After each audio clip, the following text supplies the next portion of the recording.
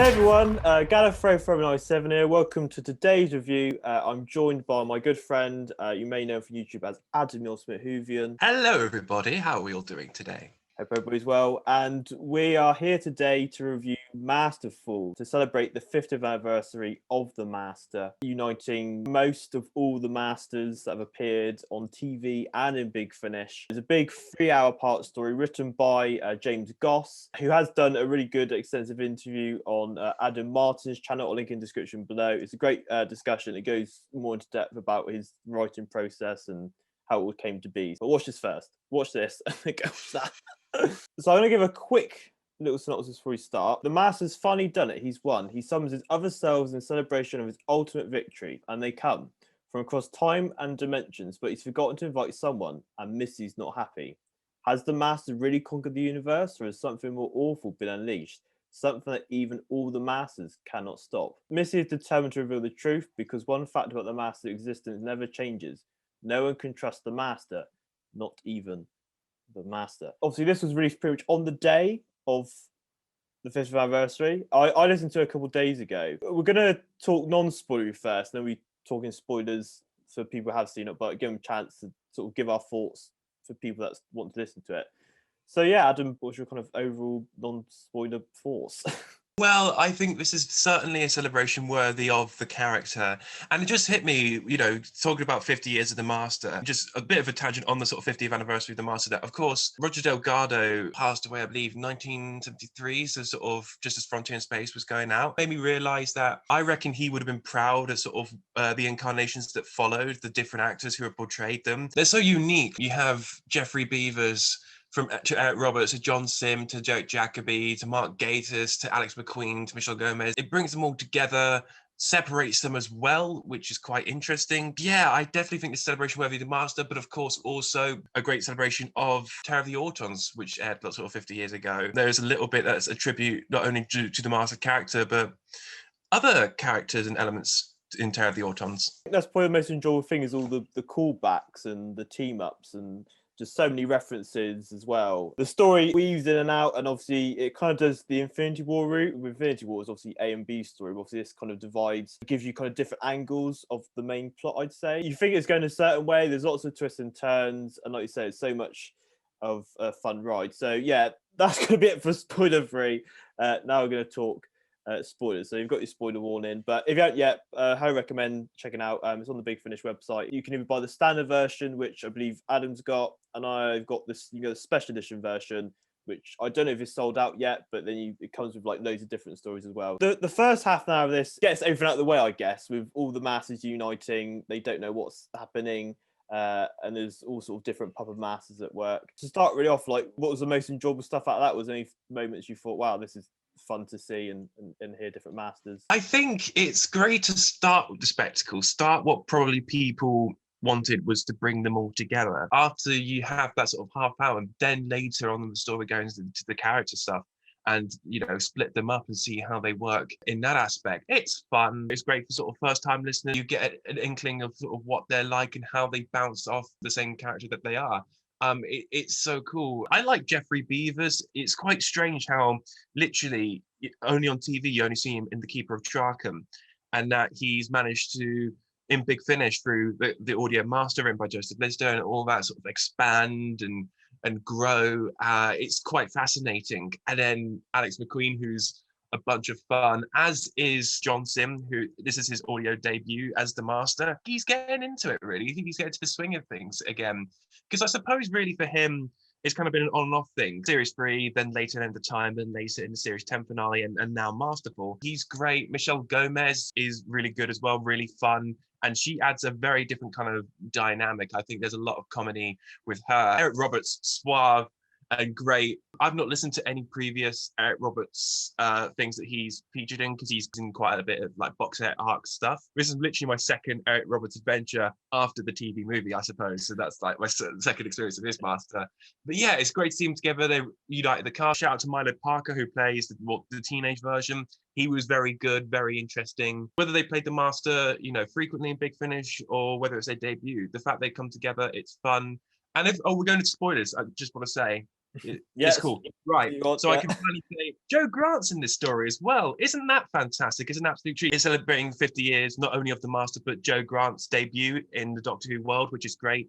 And Katie Manning is fantastic. Absolutely a delight to hear. She sort of brought in wondering what is going on. And then that sort of build up to the sudden realization that she's pretty much in a room with multiple versions of the Master. Oh, and Chameleon. Yeah. And I just realized It's all reading them coming up back. briefly, you do hear John Coleshaw also do Anthony Ainley's Master, which is quite interesting, and he's really good. I think he nails that version of the Master very well. It's a laugh and it's sort of a delight per minute, really. So that's the beginning in a nutshell. Yeah, like you said, it is clever what they do with the two incarnations of the actors who are sadly not with us, giving Katie Manning her time to shine, and they literally like shove her on the table and try to kill her as soon as she comes in. And even though there's quite a lot of masters in that room, all their personalities shine through. And like I said, like for me, like you, like Alex McQueen's master, also Mark Gatiss' master, which we'll talk about later. I could tell what their personality of what angle they were going for each master. And also, like I said, Milo Parker was his first appearance as I young believe master. it is, yeah. I say we're going to talk about like the pairings. So we talk more in depth about the kind of arcs each master goes on throughout the story and stuff. The first half an hour really is kind of uniting all the masters, getting all that fun stuff out of the way, all the different references and sort of evil banter between them is honestly just a blast. It kind of sets the stage with the Saxon master saying that they've killed the Doctor, and he keeps referring to she. So I assume this is like he's killed the 13th Doctor. What we think's happening isn't what is happening. And that kind of happens. There's kind of like rogue pull after rogue pull, especially when he gets to the end. We think he's brought these incarnations to gain the life force of all his previous incarnations, which will cause a massive paradox. And there's this massive deadly entity outside. We don't know what that is. And then when that attacks, they just splinter off. And this many stories go along. I'm going to start off with Joe and Missy. We're going to sort of go through pairs really. Joe's obviously the only good person in this really. It was interesting going through that planet. The main thing to come out of that really was Joe trying to appeal to Missy's good side, obviously, which echoes back to like the series 10 arc, and obviously this is obviously set before that. I think she recognises that Missy is not like the other masters, obviously the master she knows from the very beginning. And so it's a nice kind of reflection arc. Yeah, what was your kind of favorite moments from the Joe Missy stuff? I think you summed up really well that, this Joe Grant's paired with a master that, she's trying to appeal to her good nature. And she very much, I can think, sees the sort of good potential in Missy. Nice moments of dialogue, which is like, we're not friends. She sort of be like, what you on about? That's just ridiculous. And, you're nothing more than just, one of many sort of companions. There is this kind of turnaround for her as well. Like, she's almost kind of warming to her as well, which is really nice to see. With her master, Roger Delgado's master, it's very much a departure in character, the master she's used to in Roger Delgado's master. So I think that works when they're in the sort of library together, working things out. Those scenes are great, and I think probably because Katie and Michelle just share that kind of great chemistry, and I reckon that both when they're kind of recording their moments, whether it was together or whether it was in different booths, I reckon they did have a fun time recording, and that very much comes across in his audio. I'm sure they've met at conventions in real life, so obviously. Yes. But the writing there as well. There's a lot of funny moments at the beginning where Missy thinks that Joe is the Doctor, I guess because the Saxon master refers to she, so she must be. Yes.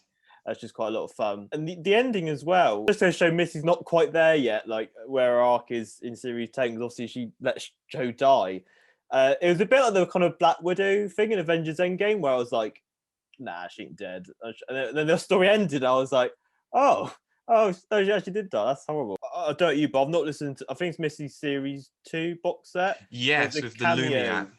Yeah. So, but again, I've not listened to that, but I got it. So yeah, so there's a lot of fun between those two. There's a nice moment at the library where she outsmarts Missy, and it's real kind of, Missy's like really, oh. Those two have a lot of fun, and hopefully in the future we might get some more of them because they're a great duo. But Joe Grant was a really nice addition to the story. Next pairing to talk about is the young master, played by Milo Parker, and the Alex McQueen master. They're both on a ship with people who've won a lottery to escape the destruction of what the Saxon master has caused. You start with them the young master in control, and the Atomid Queen Master is not, and it kind of swaps. The Milo Parker young master trying to get to the ship using the less resources possible. You can see throughout the beginning of the story as well, we get the inklings that he's not where the Atomid Queen Master is, for example, where he's not full on baddie. He's trying to get there the best way possible, but by the end of that arc, once the Atomid Queen Masters took control of the ship, he obviously does very horrible stuff to humans and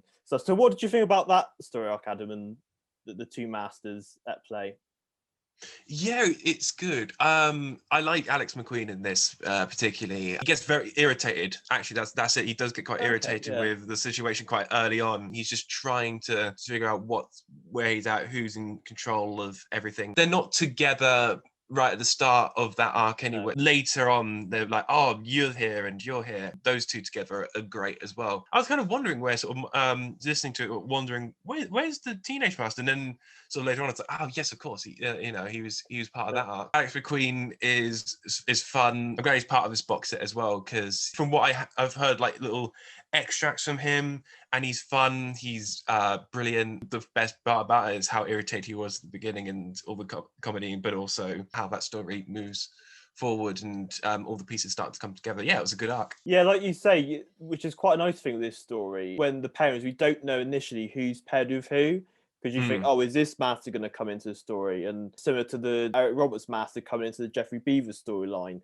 that's not revealed till later in part 2. So I like that it was still teasing us, being, oh, who's going to be with who? And the young master, there was a sense of evil, but it was nice to see him approach the situation being like, oh my God, what am I going to become? I think he says at the start of the story, being like, oh, I only kill people if it's necessary.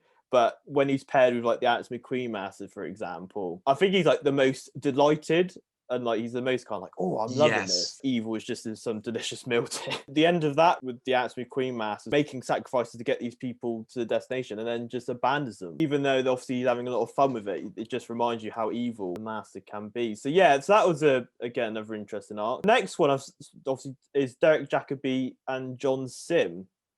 I think I found there's a slightly confusing initially what was happening. I think this story you probably need multiple listens to, because obviously there's quite a lot of different master storylines. They're on a team up using a car to basically find out what the John Sim Master did. But there's a lot of banter with them. It's quite funny. So even though the John Sim Master is the future master, the Derek Jacobi is like the more achievable and the one who sort of wins the most, referring to like his own box sets. Obviously, yeah, John Sim, I thought did a really nice job, obviously sort of coming back to the role in the interview thing for the box set. He says series 3 finale, End of Time, Dr. Falls, and that he's played like a different portrayal. Yeah, so how did you find this storyline with those two? No, I would probably agree with you in the fact that it probably would take multiple listens to really get the hang of what was going on in that storyline. But a master road trip, between Jacobi and Sim, that's quite fun.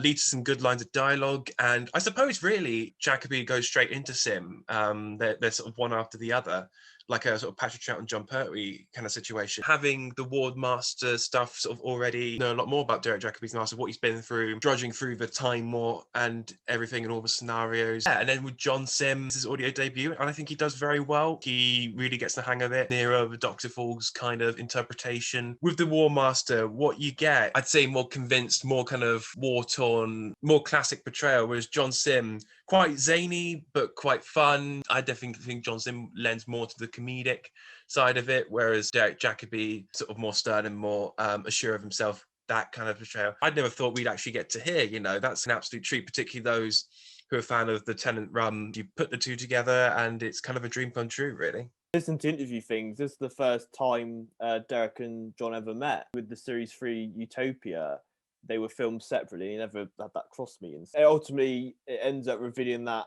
what happened with the John Sim Master, find this ultimate life force, and through experimenting, and he kind of releases it, and it's the cause of the destruction. And even though it's just a road trip, just sort of having fun with these two masters, killing a few people along the way, and sabotage, all that stuff. Then we got Mark Gatiss as master, and I've also put Chameleon as well, but Chameleon in this story, you don't know what side he's on. He keeps flipping throughout the story, so you never know until the very end which side he's ultimately playing. But Mark Gatiss' Master, he's appeared in the Bernie Summerfield stuff. But I thought he's quite an enigma, really. He obviously came from his universe. He was looking out for his own universe, like the Master always is. All these Masters are looking for their own kind of goal. But yeah, it's a lot of fun with him taking over Gallifrey, and once he realises he can't defeat it, he's just like, yep.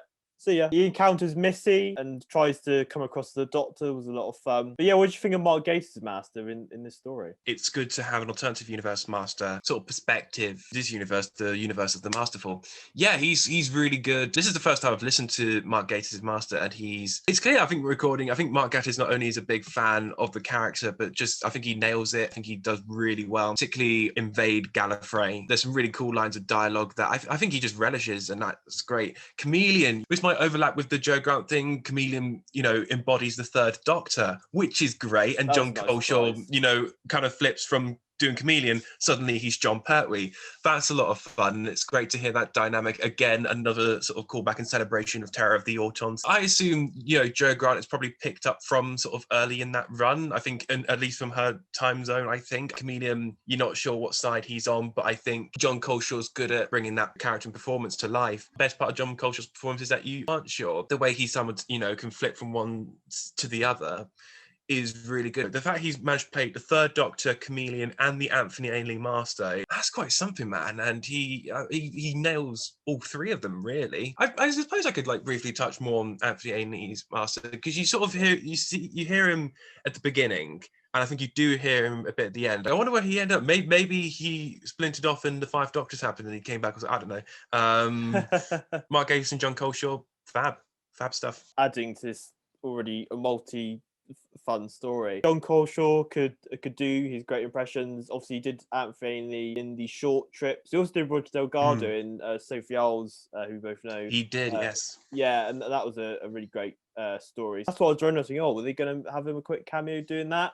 But I quite liked, because he's Chameleon, it's obviously impressions, but they sound like Chameleon. So it's not quite, obviously it kind of excuses why they've got another actor doing impressions. It was cool having that alternative universe come in and seeing how this entity, which is the kind of looming threat of this story, the destruction he does to his universe, and obviously then he uses Gallifrey, all these war TARDISes, etc. John Coleshaw, his third Doctor impression with Joe, played by Katie Manning, was a lot of fun. Nice echoing of obviously where the Master kind of started on the TV series. On to the final pairing, which is Eric Roberts and Geoffrey Beevers, who I feel had probably the most deepest heartbreaking / heartwarming story of the set. So he washed up on shore and he's found by Kitty, and she's done some bad stuff, and obviously he's trying to hide his true self. When he's there, he finds out, got a normal face, obviously, as Missy coins him, that he is the Crispy Master. Like Adam said, Joe Lister's audio stuff, and obviously he's been in various different Eighth Doctor, like at the end. So even though he's been in only one story, it's a really nice alternative thing of being like, what if the Master decided to be good? And he just takes the opportunity. He gets on well with this Kitty woman. He thinks, hang on, this is a good situation here. And it does go really well until Eric Roberts' Master comes in and just has a lot of fun and just messes all up for himself, really. What are your thoughts on that storyline? Because I thought it was probably the most emotional storyline of the pairings. Geoffrey Beevers as the Crispy Master, yeah, I think there's a fun playfulness that he has with the role, but also a great sinister quality to him as well. Those kind of sides of the character sort of get taken away, and then he's starting to become warmer, and he's starting to, find a kind of new life, a new goal with Kitty. And he's sort of an echo of Missy, really, have that kind of good nature, have, something more than world domination, mastery stuff that you associate. It's great. I think Geoffrey Beevers, it's good to hear him, I suppose in a way, almost play Geoffrey Beevers. I don't know. I suppose I don't know him well, but definitely more human side. And I kind of, when I was picturing it in my head, what would it be like? It'd basically be what Geoffrey Beevers obviously would naturally look like. So that's what I was picturing in my head. The chemistry between the two are great, believable. They're really settling down. And then Eric Roberts shows off very suave. And I think kind of the fun bit, because it's almost suddenly like, as soon as he's settled, as soon as he's found somebody, there's this suave gentleman, leather jacket, sunglasses coming in, almost invasive. But also, I think the one thing about Eric Roberts' master is that he's incredibly sort of gentlemanly, like with the evil intentions, which is very much his master, very much, him in the TV movie. When I think about the TV movie, obviously he took on Bruce, the character's name is literally a stolen body, a stolen appearance. It's strange that he's come back, I suppose, because I think a lot of people, after his demise in the TV movie, what can you really do? And then they brought him back in Big Finish. He's been in the River Song box set. He does the stuff with the Eighth Doctor, and now he's here. It's really good to have him back. I want to hear more of him. Really, I'm a bit tempted by that Master box set that's coming out. That's just him and somebody else, I think, from another Big Finish series. This is one of my favorites, actually. I think it shows a different side to the Crispy Master. Jeffrey Beavis is fantastic. And Eric Roberts just comes in, and you're kind of like, you almost wish he didn't, but of course that's kind of the tragic side to it, that eventually he's kind of come there to sort of kind of set things right. As soon as he walks through, like, oh no. But obviously you kind of know when it's starting out, like when the Jeffrey Beavis master is like forming this relationship with Kitty. Like you said, Eric Roberts' master has got so much suave, and use that to his advantage to price out of Kitty the information that obviously what she'd done with the evacuation ships. Jeffrey Beavis' master is trying to keep obviously the fact that he's the master, using this as a reset. But obviously she's gone in self-isolation because of the actions she did, organising these ships and people dying and stuff. I don't know whether it's jealousy or enviness. It doesn't go well. And Eric Roberts just has a lot of fun, like just waiting for the right moment. I think he knows from as soon as he gets in, I think he knows, plays the waiting game. And as soon as he needs the Jeffrey Master to leave to save his own skin, I guess, for like saving the universe from this entity, lies the Jeffrey Beavis Master into traps. So yeah, I definitely think it's probably my favourite pairing. The story I think I got the most out of, I think. Yeah. Once they've got all their stories at the end, we think the Master's going to save the universe, but they all sabotage each other and it all goes down the drain. And it reminded me of DC Comics do these like Elseworld storylines where they kind of got their own continuity, like as the characters we know, but because it's kind of set in its own timeline, it does reset at the end. James Goss can be like, right, they're all gonna sabotage each other and everybody dies pretty much and resets. It's very like Game of Thrones vibes. So yeah, what do you think about the ending really, with Missy destroying a few of the other masters? We find as well that Missy was actually the cause behind this. Like she put all these masters together with the stuff like trying to find out with Joe, like how there's a possible good side to her, seeing if the other masters could show any goodness.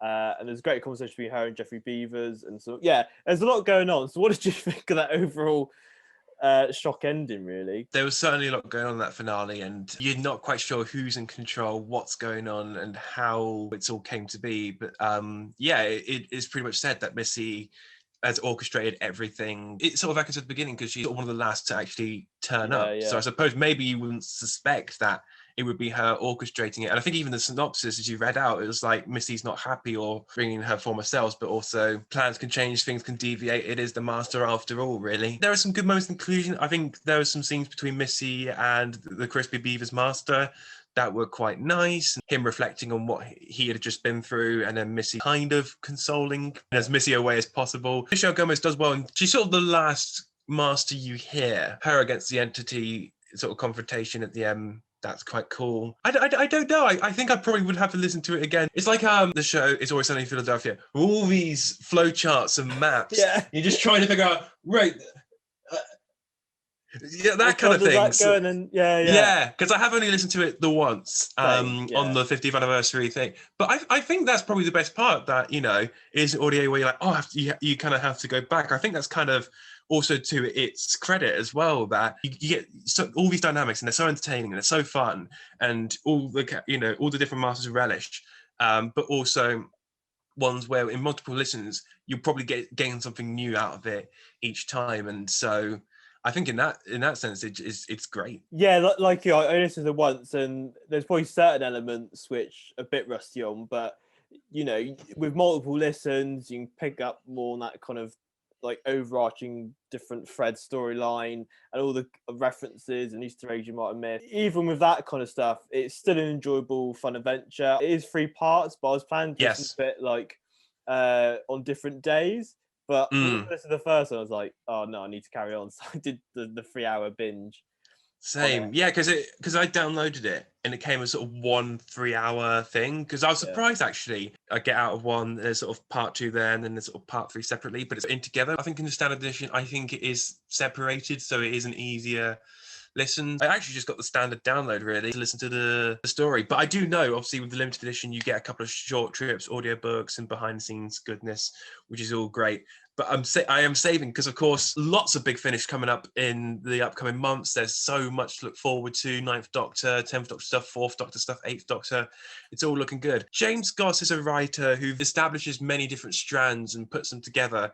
Hence, obviously he curated Time Lord Victorious as well, which is also dealing with similar things where there's multiple strands separate and they all kind of come together in the end. Like you said, good choice, because like you said, with Time Victorious, like even though they're very connected, but they're all kind of separate as well. And with that, you can sort of enjoy one piece, I guess, out the other in certain aspects. But obviously, if it's connected, it's connected.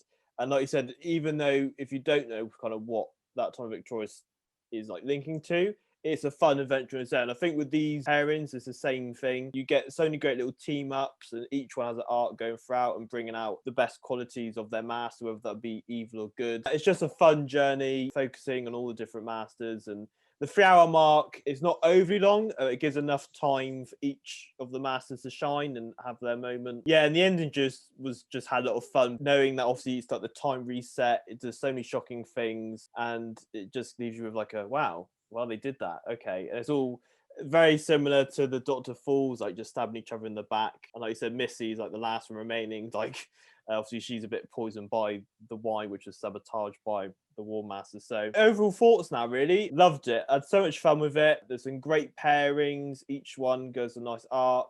Again, this does warrant multiple listens due to the amazing mind of James Goss linking all this different stuff. If some stuff goes over your head the first time round, there's so much fun character moments, evil master stuff.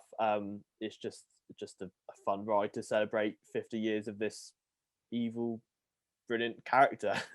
Have you got anything to add in your overall thoughts, Adam? It's great. It's very enjoyable. Bringing all these different versions of the Master together, that unique and different, and really celebrates the character in this very celebratory way. Multiple listens will help to really feel like you got a full grasp on the whole thing, because there's so many strands and then all culminating at the end. All Masters succeed, but also there's some nice Easter eggs to the character, but also of that era, Terror of the Autons, with Joe Grant coming back and everything. It's fun, it's enjoyable. Not listened to any of the Masters before on Big Finish. I think this is still a great jumping on point for those guys. So if you've never listened to a Derek Jacobi one, you can jump right in, and then you maybe like tempt me with the War Master, Eric Roberts with the Master stuff. Sort of who wants to get into any Master stuff in Big Finish. This is a great way of sort of getting a taste of each of those Masters, really. Yeah, I completely agree with that, because most of the Big Finish ones I've not listened to be honest. And like Alex Queen's Master, so much fun with his Master being like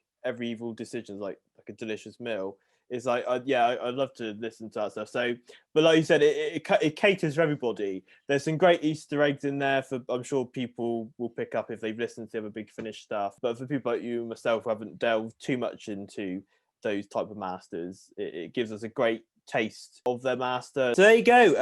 That's our review slash discussion, I guess, on Masterful. Thank you so much, Adam, for joining me today. This is such a big thing. I needed my good friend to help me cover all these strands and amazing elements. Just to plug your channel, really. Obviously, you've done those stuff as well. Recently, you got the Masters Stories ranking and the Doctor 2020 videos. My most recent video in time of recording, celebrating, of course, the 15th anniversary of the Master, I've done my top 10 Master stories, which is really fun, and I'm quite happy with the video. There's almost a story for each Master in that kind of way, and kind of give my views on the kind of stories themselves and the Masters. I've just enjoyed putting that together. Sort of at the end of last year, I'd done the Doctor in 2020 series. I've sort of celebrated all the Doctor content we got throughout 2020, Lockdown Who and Big Finish and stuff. So a Big Finish I've done with Ben Lett from Host Productions, and in Time Victorious, which is quite almost like this, strands that try to pull together. I've done that with the great Philip Hawkins, so that was cool.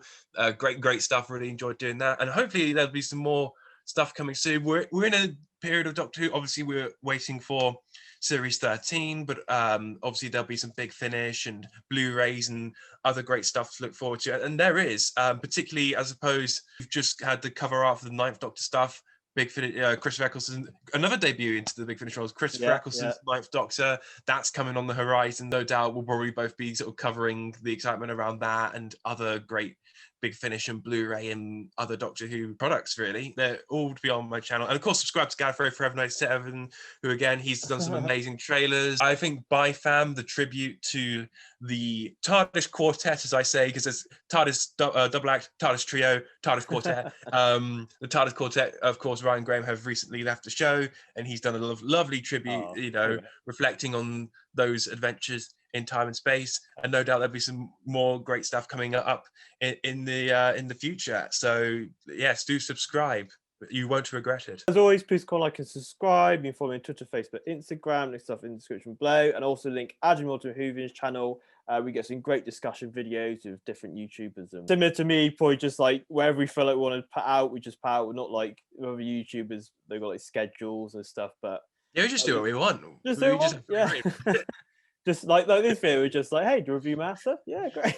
yeah. That's brilliant. But let us know what your thoughts in the comment section below. Look forward to sort of reading everybody's thoughts on the story.